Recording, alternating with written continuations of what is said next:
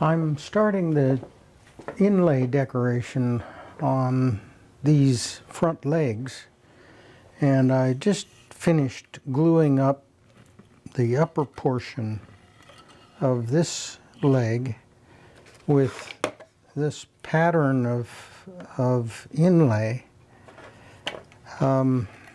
This is holly. There's 3/16 wide bandings, 3 of those, and then there's a 1/16 stringing around the border. Now, the way I did this, I used a Dremel to create the 16th inch wide groove around the border here. That's already cut. Of course, cross grain, I didn't use this. I just knifed out this 1/16 wide, and then I used a 16th inch chisel to dig this cross grain connection out. So now what I'm doing is digging out the 3/16 wide grooves along here. I probably could have done that with the Dremel as well, but I'm just not comfortable exactly with all the settings, so I'm doing it by hand. I marked out all these parallel cut lines with the marking gauge, and then I used this very skinny knife to deepen some of those lines. And what I'm doing now is just using a 3/16 inch chisel, and I hope I'm not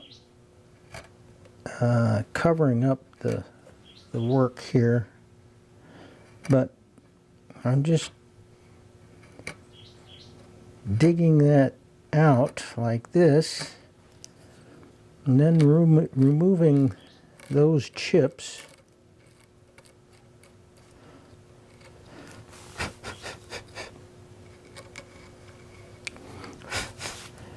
Then I use the little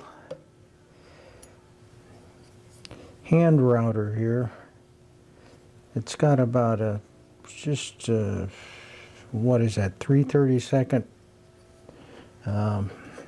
wide blade on there, and I'm going down a 1/16, or maybe just shy of a 1/16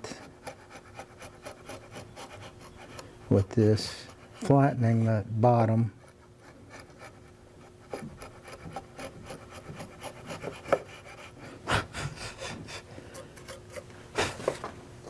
And let's see, I've done all this one over here, so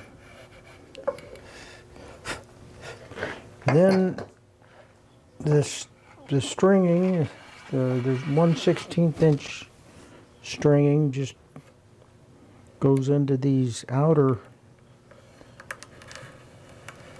grooves like that. I cut a miter at the corners. These are miter joints. And then I don't have a piece of 1/16. Guess I'm gonna have to cut some more pieces of 3/16 wide. It's like this, and that goes into these grooves like that. And I'm using hot hide glue. You can see I just did this a few hours ago. It's pretty dry already. Then tomorrow I'll just use a scraper blade and flatten that all out.